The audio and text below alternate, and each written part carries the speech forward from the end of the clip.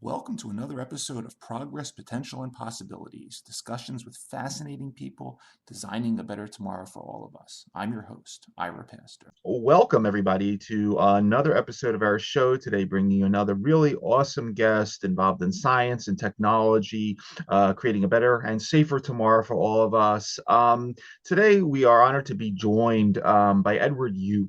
Who is recently coming off a really amazing career at the FBI, where he most recently served as a Supervisory Special Agent in the FBI's Weapons of Mass Destruction Directorate. He was also simultaneously detailed as a Liaison Officer at the Department of Health and Human Services, Office of National Security. Ed has been responsible for creating various programs and activities over the years to coordinate and improve the FBI and ultimately interagency activities to identify, assess, and respond to biologic threats and incidents. He supported FBI initiatives to build partnerships with life sciences community, both domestically and internationally, as well as leading various efforts to identify potential security challenges in advanced biotechnology. And his overall goals we'll get into was ultimately not to just safeguard us, but safeguard the scientific community, the life science research enterprise, and more broadly what we refer to now as the bioeconomy. Before being promoted to the Weapons of Mass Destruction Directorate, it served as a member of the FBI Los Angeles Field Office, Joint Terrorism Task Force, and the FBI Hazardous Evidence Response Team. Prior to joining the FBI, he had an extensive career with experience in academic research. He worked for several years in the autoimmune disease space at the Cedars-Sinai Medical Center, as well as in human gene therapy and retrovirology at USC Keck School of Medicine, where he got his master's degree. And then prior to joining the FBI, also spent a few years in the commercial biotech sector at Amgen doing cancer research. So a lot to get into today, a lot of really cool topics, and really honored to have him on the show. Edward Yu, thank you so much for taking time to come on today. Oh, thanks for having me. I should note that just prior to retiring from the FBI, I did transition from the W&D Directorate, and I spent 1 year in the Counterintelligence Division, the National Counterintelligence Task Force, where I oversaw programs in protecting emerging technologies for the U.S. and supporting our field offices abroad as well, too. Yes, outstanding. And yeah, we'll touch on some of the ODNI stuff as well a little later on, because we had some guests on from there previously as well. But yeah, I mean, and I'd love to start off at the beginning, because again, as I was mentioning in the bio, clearly before you thought anything about the FBI, clearly broad interest in not just the several $100 billion unmet medical need of autoimmune diseases and all that they represent, but at the same time, as I mentioned, gene therapy, virology. You did some really cool work in epigenetics of melanoma. Take us back a bit. I mean, talk a little bit about what got you interested in biotech in general, because you have a rather diverse set of interests, and then we'll slowly but surely move through your career. Well, if anything, I mean, I guess I'm still trying to figure out what I want to be when I grow up is a good way of couching it. But no. A little bit of personal background. I started off in undergraduate at the University of California, Irvine. Started off actually as a computer science economics double major, and did that for several years, and found out that, well, one, although I enjoyed coding, just couldn't see myself doing that for the rest of my life, and then decided to transition to biological sciences, change majors, fell in love with research. And which then translated into my career afterwards. And I think you probably heard this from a lot of folks too, that I think the seminal moment that changed my thinking about what I wanted to do was September 11th, 2001, the 9/11 attacks. And as much as I enjoyed research, where no 2 days are the same. You're pushing the envelope of knowledge, contributing to the body of science, and also for public benefit, helping patients.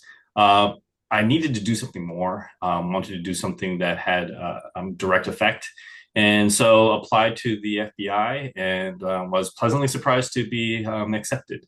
And went from the laboratory to and hung up the lab coat and put on a badge, and sort of the rest is kind of history. But I was very fortunate in being able to harness all of my prior education and laboratory experience and training, and translate that into my career in law enforcement. So I'm incredibly fortunate for that. Mm-hmm. Absolutely. And but something really interesting there, because you're a couple of years before you go to FBI, you're at Amgen, as I mentioned, and you're doing again their really cool work in sort of angiogenesis and fusion proteins and all that stuff. And I remember, because around that time, we had 9/11 and then the anthrax mailings as well. And I was in Jersey at the time at a biotech company, and there was this New Jersey Office of Counterterrorism that at the time was set up. It was a sort of a hybrid. I don't think WMD existed at FBI at that point. It was the FBI and then the state police of New Jersey. And they came into all the labs. I mean, they really wanted to know what you were doing, if you had any type of fermentation capability. Hey, what's going on here? We got to document all this. Was there any interesting stuff, I mean, while you were in industry, obviously that pertained to biosecurity, biosurveillance, that, hey, who are these guys coming in the lab to check on what I'm doing here with my cancer research? Any interesting stories sort of pre-FBI? No, I mean, no, not so much. I think I was, pretty much buried in the laboratory space. Although the only time that I ever did encounter the FBI was during the application process, which was hilarious because they do the background investigations, and when the FBI agent came in and interviewed my boss at Amgen, like, holy crap, what did Ed do? But when they found that I had applied, I mean, they were fully supportive of it. So yeah, no, I mean, you're absolutely right. It was some challenging times, but I got exactly what I wanted once I graduated from the FBI Academy. I was assigned to Los Angeles on the Joint Terrorism Task Force, and conducted counterterrorism investigations, which is a far cry from using a hand pipette and working in a laboratory. Actually going out conducting investigations, actually having opportunity to do some good, and arresting some pretty bad people, and then conducting on a collateral duty. So your primary job role, is as a special agent, but then you can volunteer to do things like SWAT, underwater evidence collection, evidence response. And then what I did was hazardous evidence response team, where you get trained to wear person protective equipment, breathing apparatus, and go into contaminated areas to collect evidence. And so I wanted to do that because doing investigations were awesome. And oh, by the way, I actually used the scientific method to great effect in my investigations. But then wanted to make sure that I stayed in some way, shape, or form connected to science, and the hazmat response was a perfect way of melding both worlds. Mm-hmm. Yeah, let's talk a little bit about that, because again, I was going through some of the materials that I could find on sort of what it sort of entails, becoming a weapons of mass destruction coordinator at the FBI. And clearly, I mean, you had to go through, I guess, traditional sort of training in the sense of general FBI training, where you learn law and behavioral sciences and intelligence and how to shoot a gun and drive a car and all sorts of really cool stuff like that. But then there's this hazardous devices school component, which is many weeks, and again, everything from bombs to CBRN, and take a little time and sort of walk through a little bit of what was involved in all that. Because I joke around with some of the CBRN folks that I had on the show, like, when it comes to nuclear day or whatever, and when the Geiger counter starts going, well, I'm not exactly sure I was the right person for that class, but take a little time to, go through exactly what you had to go through during this very interesting training. Oh no! So for me, for the hazmat training, we get specific training and certifications in looking at how to operate in potentially a radiological contaminated area, biologicals, chemical, how to properly protect yourself and collect the evidence and come back in and get deconned appropriately as well too. So it was rigorous training, but I think what tends to get left out is that, as big as and vaunted as the FBI's reputation is, actually we're the all of it was all about partnership as well too. So when I was in the hazmat team, boy, I worked closely with our counterparts in the Los Angeles Police Department had their own hazmat team, LA County Sheriffs, National Guard had their civil support team. And so we always worked in coordination whenever we needed to, and especially for large events. I mean, it's something that we can't do on our own. And for the FBI, it was always about partnerships. It was establishing that connectivity with state and local law enforcement, and that always been the major force multiplier. So getting to work alongside those men and women in the same space was just awesome. It was just absolutely awesome.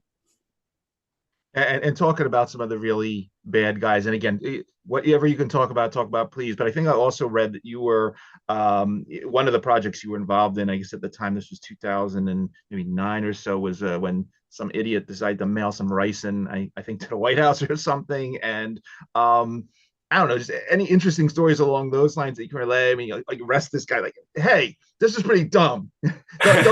don't mail ribosome inhibitor proteins to the White House, or we're going to come for you pretty fast. Any cool stories like that? I think again it was the collaboration, right? Is working with the Secret Service, and then with local law enforcement. I think what's really important is that we have something on the books. It's U.S. Criminal Code Title 18, Section 175, and it's the Biological Weapons Anti-Terrorism Statutes. Mm-hmm. And the very first one out the gate is, that the use of biological agent toxin delivery system for use as a weapon, you're in absolute violation of that crime. And it's not list based. It's not specifically, doesn't have to be Bacillus anthracis or Ebola, like the really bad things. Right. It could be mono, right? It could be flu, but the whole point is that it was intent. Mm-hmm. It's like if you have in possession of these dangerous materials and your focus is to conduct an attack, you're in violation of this federal statute. And the interesting thing is that, yes, this individual was caught attempting to mail rice into not only to President Obama at the time, but to a federal magistrate.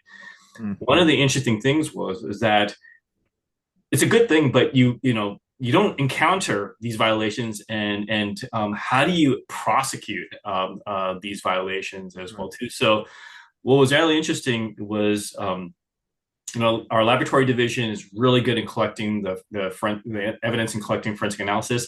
But then I found myself, because I was part of the Weapons and Mass Destruction Directorate at headquarters, is how do you translate, like, this is what an ELISA result is. This is what the DNA sequence, and translating that to the investigators and to the prosecutors to be able to help them understand that, yes, you've met these specific elements for this particular crime.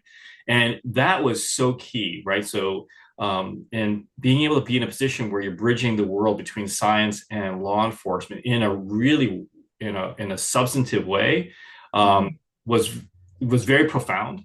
And they flew me out to Tupelo, Mississippi, where they're conducting the searches and everything.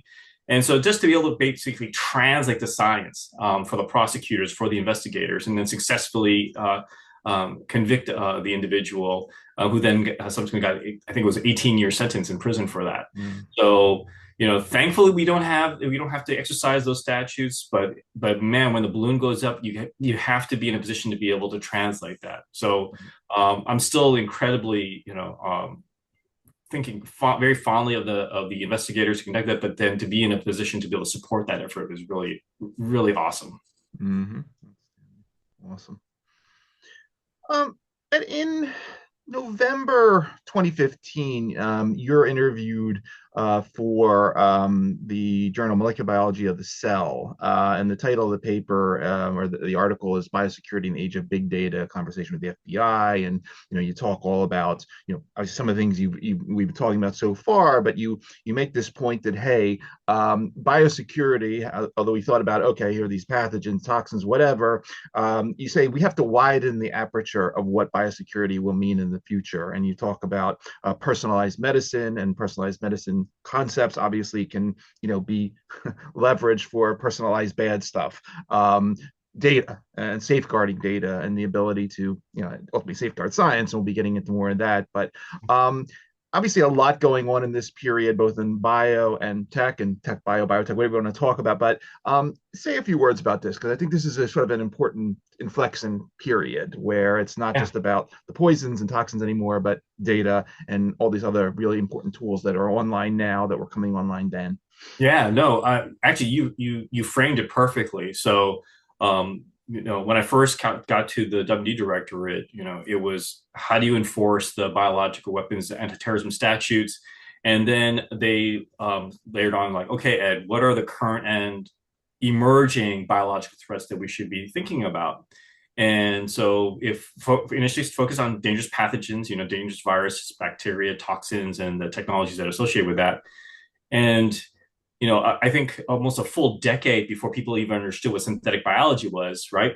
Identified that, hey, this is an important area where we're seeing a convergence of not only life sciences, but computer science, engineering.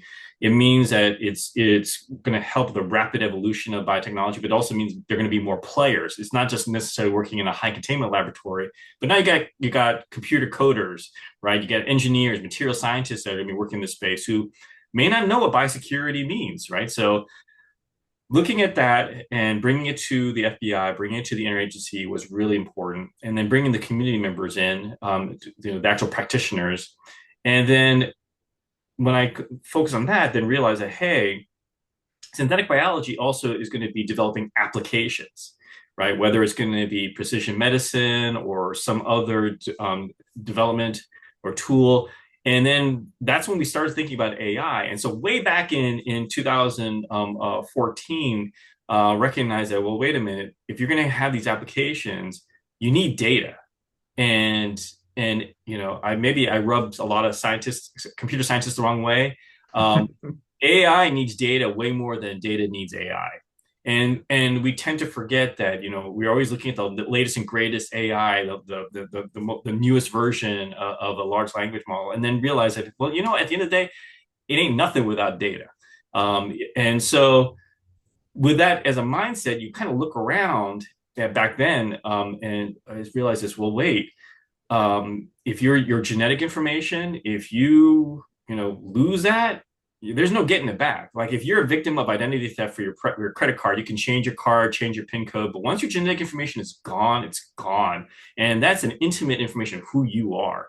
And so rapidly realize that, well, wait, we need to be doing big pay attention on what you can do with the data. And then data has some inherent value. It's not just about privacy. There are national security considerations, and we are just not recognized as we're moving fast forward into this biotech space. And so now it's a matter of, well, hey, when you're sending off your DNA sample for a clinical test, or sending off a saliva for a genealogy test, do people really understand where is that data going? Who's going to have access to it? What are they going to do with it? And once it's gone, you don't have any control over it anymore. And so it dawned on me that data is the new oil, right? Especially so in biology. And so it was on a mission to kind of raise awareness and help understand that we need to be not only ensuring that we're protecting data, but making it so that we can maintain innovation in a responsible way where we're safeguarding not only ourselves but the future. Because what happens if a bad actor, and it's not necessarily terrorism anymore, right? It's going to be somebody who can potentially collect the data and use it for discrimination purposes. Or one of the things is like God forbid, but what happens if somebody gets some genetic information and they find out about who you are, or even worse, your children, and they can determine that, hey, you might be susceptible to or have a predilection for certain medical conditions, and we just said like, hey, we got a medicine just for you or just for your child, and you got to work with us if you want to get access to it. I mean, there are some real security considerations that we need to be thinking about as we see this convergence between AI and biotech. Mhm. And clearly, the folks at FBI are very happy with the way you were thinking about these issues. And as a result, in addition to your sort of in-house responsibilities, you're sent out a lot to liaise with groups all over the place, from the United Nations, the Interregional Crime and Justice Institute, and we profiled Irakli Berzi on the show talking about sort of AI and robotics a couple of years ago. But you're focusing again more on biosecurity. You're also headed down to the National Academies. Again, you're talking about synthetic biology, and you're in this forum, and again, that brings the whole issue of dual use in that. Hey, we got really good. This synthetic biology stuff is pretty good for curing diseases and potential other applications beyond human health. Don't take it away from us. we need to deal with this issue of dual use and hazards. Again, talk a little bit about sort of the road trips you went on, a little bit of your liaison position, because again, very important that you need to spread these messages beyond FBI. Yeah, no. Well, first off, it was because I was invited, and the reason why I was invited, if I step back a little bit, is you actually made an important point that in the name of security, if you just lock down everything in biology, then you actually that in itself becomes a security risk, because now you're hampering innovation, you're getting in the way of advances. So then you might be slowing down vaccine development, you're slowing down countermeasures and important biodefense capabilities. So realize that, hey, from a WMD standpoint, chemical weapons, nuclear, radiological weapons, you're talking about a very specific set of materials and a very specific set of expertise, and you have all kinds of security regimes around those. So those make sense. That doesn't work in biology, right? So biology, it's inherently open source. A lot of materials are found, in nature. The strength of biology is peer review, is sharing in publications and everything. So the calculus is that you cannot use the traditional security regimes in the traditional, weapons of mass destruction realm in bio. And so it rapidly dawned on me that, hey, the best way to address this is to actually engage the practitioners themselves. We need to go out and raise awareness, because it's about how do you get the biologists, whether you're working in a top flight, biotech company or university, all the way down to a garage, do-it-yourself biolab. Mm-hmm. They all have to have the opportunity to understand that what you're doing is great, but there are vulnerabilities that it might be exploited, abused, and misused, right? So, and we don't teach that. So in my entire career, from middle school all the way to my graduate training in biology, not once was there a discussion about those biological weapons, anti-terrorism, criminal statutes that I just mentioned. No discussion of the Biological Weapons Convention. There's an international treaty that we're part of. It's because it was put in place. We recognize it's a bad idea. And up until the 70s, the U.S. actually had an offensive biological weapons program. We don't teach about the Tuskegee experiments, where our own public health sector did horrific experiments on the African American society. And then, the Henrietta Lacks story, where there was corporate exploitation of biology. So as powerful as biotechnology is becoming, as more people have access to it, as more powerful tools are becoming available, why aren't we taking the time to educate students and everybody else about, hey, we have a collective responsibility to protect science, to protect biology. And so by engaging them as much as I did, and through the FBI and helping link those communities with their local FBI WD coordinators and their field offices, it was building these critical partnerships to raise awareness. So then, borrowing a term from Department of Homeland Security, see something, say something, we're helping, empowering, and educating the scientific community to be able to be on the lookout for suspicious or suspect activity, because who better to know what's potentially dangerous than the community members themselves? But then also helping them, who do you say something to? Right. And building that trust. And so we actually got there, and it was incredibly profoundly powerful in building these relationships. And that's why I got invited to speak at the United Nations, at the National Academy. It's like, dude, how'd you do that? Right? So and borrowing a cybersecurity term, it's like, how do you engage the white hat community to really be on the lookout for the fact that there are black hats out there, and that we have to be on the lookout for that collectively. Like what student, what scientist would want their invention to be absolutely misused or exploited for nefarious purposes? So it's basically trying to build out a neighborhood watch mentality, because it's your hood. We all got to do our part to protect it, and coming about it that way rather than a top down oversight regulatory regime. Although there are going to be instances where that's necessary, but it's over a very specific portion of biology. And the problem though is that, hey, if I'm working on something that's not on some list, then it doesn't apply to me, and like that's not helpful either. So that kind of messaging, that kind of approach really opened the doors for abroad. Like, well, one, they're curious of how we were able to affect that, but then two, it's like, hey, that's something that we can do that too today. And so that was incredibly.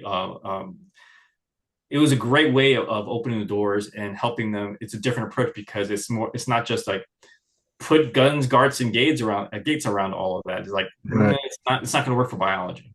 Yeah. No, that's an excellent point.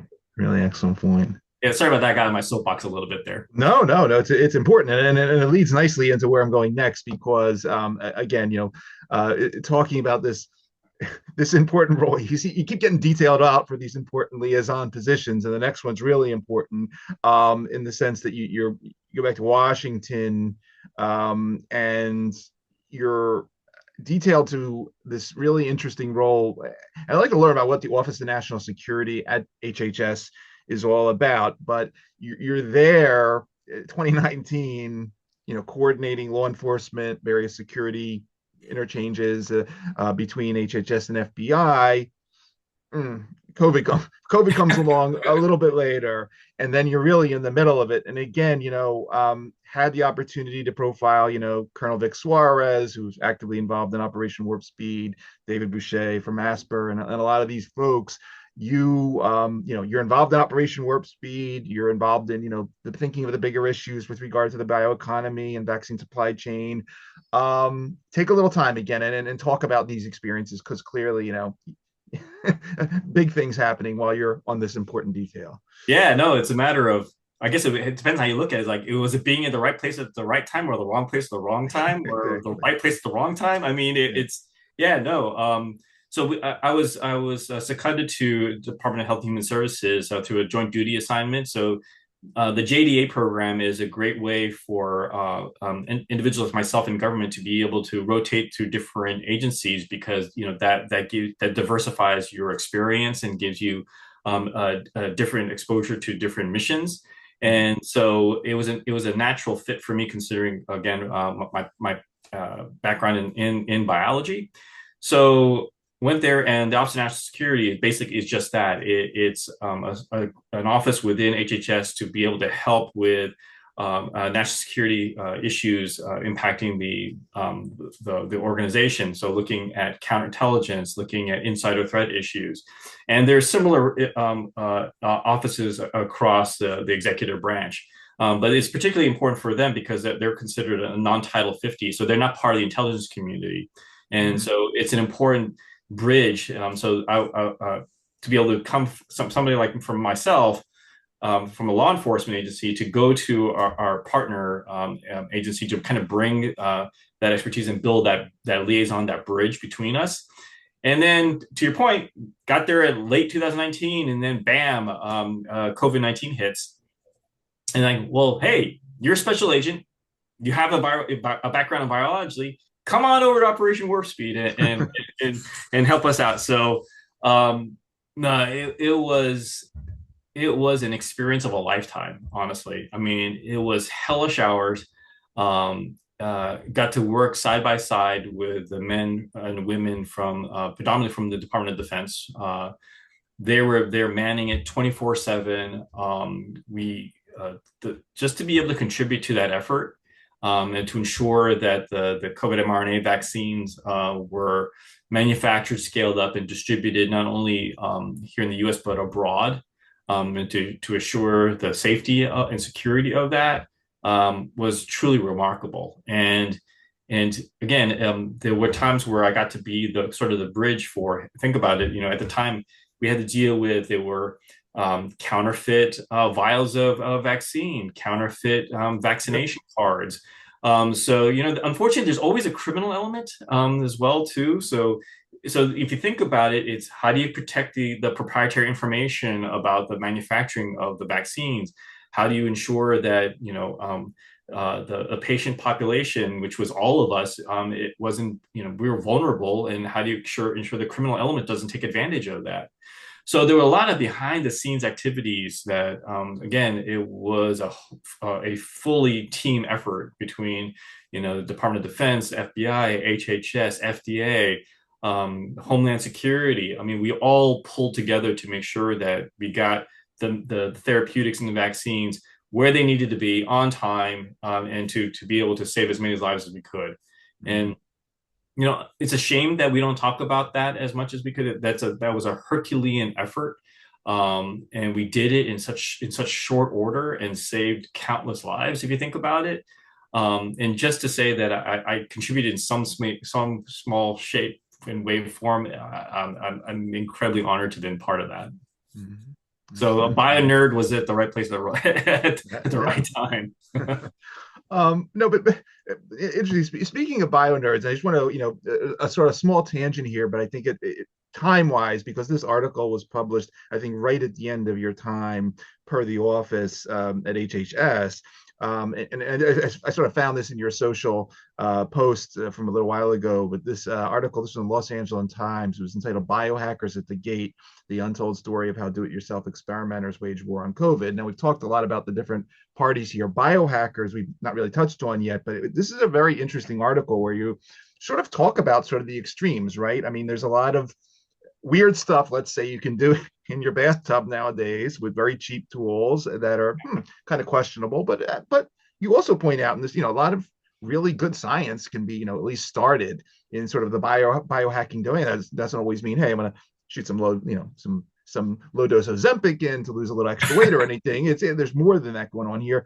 Can you say a few words about what you learned? Because again, this wasn't a formal detail, but you're out there like going to sort of biohacking conferences and all this stuff, learning what's happening in this particular domain. But what do you learn here? No, that started way back in 2009, 2010 time frame, when I first identified synthetic biology. When I first got to headquarters, one of the things I did right out the gate was organize a conference on synthetic biology, and the theme was building bridges around building genomes. And we invited representatives from academia, from private sector, the WD coordinators from the jurisdictions that showed up, and then also the DIY the biohacker community. And we all came together and discussed about the future of synthetic biology and what each of our respective roles were and how we can work together. And that evolved into helping me kind of pitching and the FBI accepting to become sponsors of IGEM, the International Genetic Engineering Competition. So this is a global undergraduate and high school level synthetic biology competition. And then organizing meetups with the biohacker communities. And so again, it goes back to how do we enlist the support and raise awareness. It's not about intellectual property theft. It's about, hey, make sure that there's incredible innovation and resourcefulness that comes in from these communities, and ensuring that we protect that, because those are truly engines of innovation. And coming at it that way is a really effective way of building bridges, because for example, one of the founders of a community lab space called GenSpace in New York, because we reached out, they actually invited us to a meetup in their lab space. And they actually came out with a formal public statement saying, hey, we invited our local FBI WD coordinator We exchanged, shared ideas, and we're going to maintain, communication, because we realize that if the FBI helps us understand what a bio threat is, then the safer we are for it. And so that's powerful. And so on the other side of the world, though, in Germany, the German government saw because DIY bio is international, but they saw this and like, well, whoa, wait a minute. Unless you have a permit and license, you're not allowed to conduct biological research in your homes or whatever. If you do, then we're going to throw you in jail and levy a 50,000 euro fine on you. And and you think about that for a second, and you're talking about a counterculture. What do you think is going to happen when you do that? You're just going to drive them further underground, and you're not going to have any transparency. So by reaching out and establishing partnerships, it really translated into more engagements. And what I'm really proud of is that even they communicate online, and they were like, hey, if you're going to establish your own community lab, then one of the things they recommend is reach out to your local FBI field office and introduce yourselves and invite them over. And I was told that there were reports that when our coordinators came out, sometimes they said, hey, you know what? Let's make sure you guys are meeting the fire code standards. So I got the fire chief on speed dial, and like, let's go ahead and connect. So it's been a fantastic partnership, and again, it's sort of been the envy of our international partners, because one, there's no position like the FBI WD coordinator anywhere else in law enforcement around the world. So I'm very proud of that unfortunately, it came out from STEM because, the U.S. is the only country ever that is a victim of a bioterrorism event, the anthrax mailings. But what a phenomenal resource at a local level for a university, for a hospital, for a biotech pharma company, or your garage community lab. You have these local ambassadors that can help you out. So as a result, I mean, it's been a phenomenal opportunity, to a point where I was even invited to go to speak at DEF CON on these related issues. So you have to think about that for a second. DEF CON, premier cyber hacking conference in the world, right? And they're inviting the FBI to come and speak. And so, and they established even something called a biohacking village at DEF CON now. And so I went, totally thinking that I was going to get tarred and feathered or whatever, but actually it was really cool. There's a conference room packed full of hackers, no biology background, for the most part. I gave a presentation on, the role of the FBI Directorate. I talked about our biological data, right? So the value of it. I did talk about, hackers stealing our genetic information.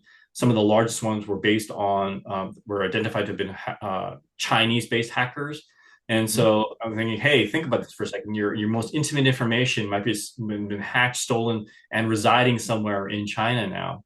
And the response was amazing. It's like I got mobbed afterwards by all these hackers, and they were like, hey, what can we do to help? No way do I want my data to be stolen like that. And oh, by the way, do you want us to hack them back? And so, and the awesome thing was my official FBI response was no. But the beauty of it is that, as it just shows you as an example of, if you get the message right and you help them understand just how powerful science is and what's at stake, you get them on board. I mean, they understand that, hey, I too want to become a guardian of science. Whether you're a student or a cyber hacker, they understand what's at stake and want to do their part, which is, just absolutely awesome. Yeah, no, definitely. No, that's a cool story. That's really funny too. Yeah, no, how much? So, and I have to go one other place, and again, I really appreciate you taking us through your journey here, and it's an awesome journey. But the next place you go, and each one's as cool as the next, but one of your next steps is at ODNI as a National Counterintelligence Officer for Emerging and Disruptive Technologies. And again, here your dossier is broader than bio, and you talk about AI, quantum computing, autonomous systems. And, I have to say for some, I've had the, opportunity to profile folks from IARPA like Jeff Bacon and Dave Markowitz, who doing really cool work in sort of the biosurveillance space. Mark Bailey at National Intelligence University, he's a computational biology guy, but he was writing these amazing papers on, questioning whether artificial intelligence is potentially the great filter and why we never run into any aliens come our way. It's not nuclear, it's AI that ultimately destroys everybody out there. But really cool things you get to think about at ODNI and IARPA and places like that. Again, talk a little bit about your time there, what you got, while you weren't thinking about biotech, and someone say, hey, you evaluate this stuff about quantum computing, any cool things that Yeah. came into your desk was like, oh, wow, I never thought about this. No, so actually, it's actually completely the reverse. So first off, when I got there, man, did I get my nerd on in a big way, because Nice. I get exposed to all these different technology areas. And bear in mind too that this is, the Office of Director of National Intelligence, which is predominantly manned by analysts. And I'm a special agent, and I'm going there, and I'm like, well, I'm a gun toter and a world analyst, and at first it's like, what are you doing here? But the cool thing is that I brought back all of my prior training experience and everything, and I brought a different perspective. Ira, is that I had all the other as I was conducting an outreach and engagement in those different tech sectors. I got them to think, oh, I hadn't thought about that before, or like this is new. So quantum, for example, right? A lot of entities that are dealing with quantum, it's an imperative for our government. There's a quantum race, and so a lot of these places have been visited by every three-letter agency you can think of, right? But then here I am coming along, and I bring in the bio perspective, because here's a challenge. All those different technologies you articulated, there's a lot of security discussions that are happening, but they're all siloed. They're all, talking focus on this or this. But from where I said, like, holy crap, there's a major convergence going on here. That, for example, you can have a kick-ass agricultural drone that's completely autonomous, that's going to be doing phenomenal scanning and spraying of farming. It's a revolutionary step in next generation farming. Well, you know what? You got an autonomous system with onboard next generation chips, right? It's going to be having a biological application. It's going to, it's going to pretty soon may have quantum navigation on it. So this one platform has multiple different technologies, but the application is biological in nature. And so you tend to not think about what the disruptive application is. And so when I spoke to quantum scientists, it's like, you know what? Okay, I get it. I'm not so much interested in the components that's going into your computer. I'm not so interested in the algorithms. I'm actually thinking about the application. So have you considered that, hey, if you get quantum computing, you're going to really kickstart the ability to anticipate protein structure. Not only protein structure, but how they interact with one another. That's going to be a game changer. If you get true quantum computing, guess what? You're going to be able to, in a financial sector setting, you're going to be able to identify risks in different markets before anybody else does. You can anticipate high frequency trades better than anybody. Can you imagine what happens if an adversary are able to do any of those before anybody else does? Can you imagine how dangerous that could be if you then use quantum computing to unlock how viruses interact with hosts, or how cancers get started? If somebody who doesn't have our best interest in mind get that first, right? It's not necessarily an attack. It's well, put it this way, as it stands right now, China is our biggest competitor in this space. We can't make antibiotics to save ourselves because we completely outsource that to China. Most of our generic pharmaceuticals come from China. Most of the active pharmaceutical ingredients come from China or from India. Can you imagine if China beats us in the quantum race, and they can then generate the next generation cell-based therapies or protein-based therapies that actually are because they were able to define them before? That's the holy grail. That's everything. So to me, the nightmare scenario is not somebody going to be engineering a virus that's going to cause a zombie apocalypse, which is typically how they characterize biological threats. It's like, no, because we have not paid attention to the value of our data, because we have not paid attention to the convergence of technologies, and we ceded that high ground to an entity like China and this authoritarian regime, then the nightmare is we're going to wake up and realize, holy crap, we've just become healthcare crack addicts and China's become our pusher. Yeah. That is an existential threat on so many different levels, right? It's going to be our dependencies on a foreign supply chain, our inability to rapidly deploy biodefense in the wake of a next pandemic, for example. But even more fundamentally, that's our future, meaning that the students that we're educating in our university systems today, by the time they graduate, what job prospects are they going to have here? They're all going to be elsewhere. So there's a different perspective that is, in kind of inherently biotech, but biotech here serves as phenomenal context. Mm-hmm. And when you provide it that way, then I get a quantum scientist saying, "Holy crap, I hadn't thought of it that way." AI experts, "Wow, I didn't think about it that way." Right? Next generation semiconductor manufacturers, "Oh, I hadn't thought about it that way." That's really, really important. And so that's what I brought to the table when I went to ODNI, is that don't just focus on the tech, focus on the convergence and recognize the transformative, disruptive applications that they're going to be able to then provide. And we need to start thinking about security that way. Because right now, it's almost what I consider almost parochial in how we're approaching security. Sorry, yet another soapbox I just got on. No, it's very sobering points, and every time we sort of go into the resiliency side of things. I think about a topic like antimicrobial resistance, which it's been kind of a hot topic for us, and thinking about how where the hell haven't we been developing antibiotics since the 1980s? And again, as you were saying, it doesn't have to be a super virus. It can be some of this low hanging fruit stuff, and we're not focusing as we should on certain topics that are very low hanging, and but this all being said, again, an amazing career the last couple of decades. You recently left FBI to start your own consulting firm to, again, consult not just on science and innovation, but this convergence of biotech, AI, national security. Again, could you say a few words about, I didn't mention EHY Consulting LLC in the bio, but that's the name of your new firm. Could you talk a little bit about some of your plans? And I don't know if you could mention anything about sort of the types of clients you're advising, I can imagine, but take us into where you're going with EHY, please. Yeah, no, sure, appreciate it. So I'm 2 weeks into it.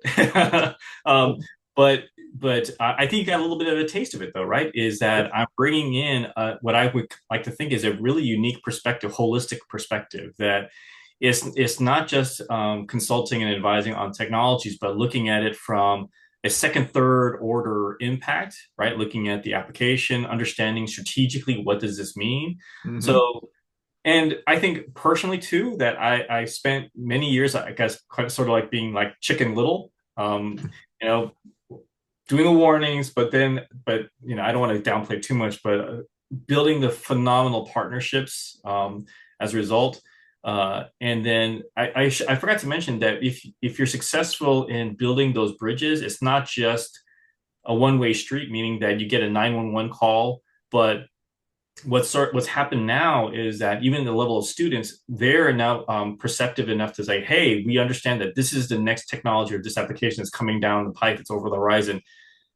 Ed, you should be aware that these are the associated security vulnerabilities that we need to be thinking about. So, right, because individuals like myself, we can't forecast everything. We don't know what the next breakthrough technology or application is going to be, but the scientists themselves who are actually doing the research, that's where we want to be, to have that sharing of information. So I learned from that.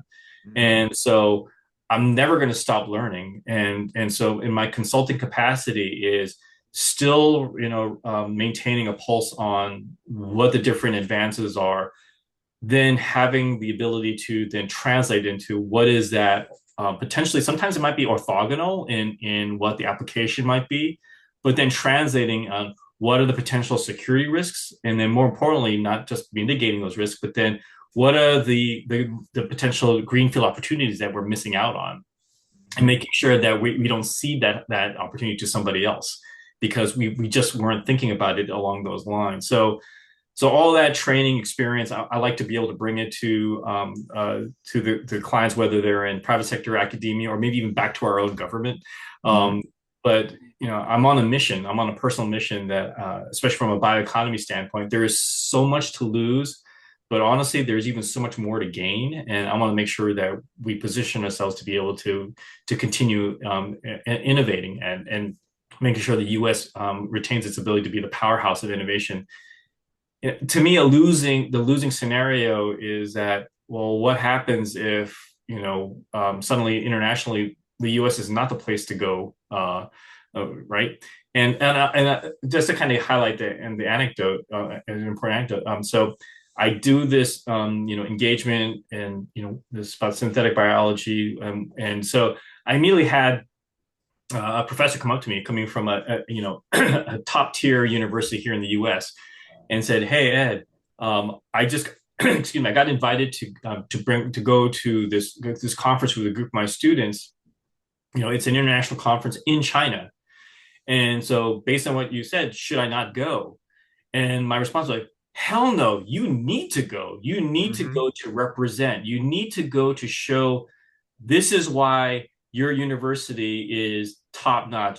This is why the U.S. is a leader in innovation. This is why we showcase the ecosystem that we operate in sharing, in openness, in equity, in making sure and also honoring individual rights and privacy, and all that needs to be showcased. Go there. For God's sake, don't bring your personal phone or laptops. But the point is, go there and represent, because you want them to still keep coming here to the U.S. Right. And so that to me is true security, where or safeguarding science, where you're addressing security in a way that is not getting in the way of science, that is not showcasing that we absolutely are still the top in all that in the bag of chips. So all that being said is that if I can, in my consulting capacity and an advisor capacity, if I can bring that mindset, that you can still address security while still being able to continue to out-innovate, I want to be able to bring that to the table to whoever I happen to be working with. Outstanding. And as you mentioned, it's only been 2 weeks since you started the consultant bit. You're already actively out there on the road, and I think last week you gave a presentation on the sort of the Virginia bioeconomy for the Alliance for Building Better Medicine. Again, talking about this sort of the importance of bioeconomic resilience. Where else can we expect to see you in the next couple months, Ed, as we get to the end of 2025 into 2026? Other conferences, talks, initiatives where we may run into you and meet you? Anything else that I missed, please, while I have you today? Oh, sure. No, I appreciate that. Actually, this coming Monday, October 20th, I'll be up at Harvard. So I got invited to the Belfer Center, and I'm going to be participating in a panel discussion looking at AI and healthcare. There is a virtual component, so if folks are interested, they can register and view it remotely. And then from Boston, I'm flying directly from Boston to Minneapolis, where I'm a keynote speaker at a cybersecurity summit, talking about the bioeconomy to multiple private sector representatives there too. So not much of a retirement, actually. But I'm incredibly grateful because I would be remiss if I didn't say that, I look back and yes, I did accomplish a lot, which I'm incredibly grateful for, but I would not have gotten anything done if it wasn't for the fact that I worked with the other men and women in the FBI, other agents, other analysts, support staff, laboratory scientists, the interagency. That's why I really appreciated going out as part of the National Counterintelligence Task Force. I was with a task force with other interagencies. And then the partnership and friendship of the community members themselves, to include the garage biohackers, and even Fortune 500 companies. If it wasn't for their partnership, I wouldn't have had anywhere near the success that I would have had in my career. And I don't think I'm all that special, but it was really helping everybody see through the same lens of what's at stake. how much promise there is in life sciences, because I firmly believe that the 21st century is going to be the century of biotech. And so if you believe that, then we are all of us, responsible for ensuring that we can derive all the benefits and make sure that we stand watch to prevent the misuse of biology. Now more than ever, honestly, as powerful as it's becoming.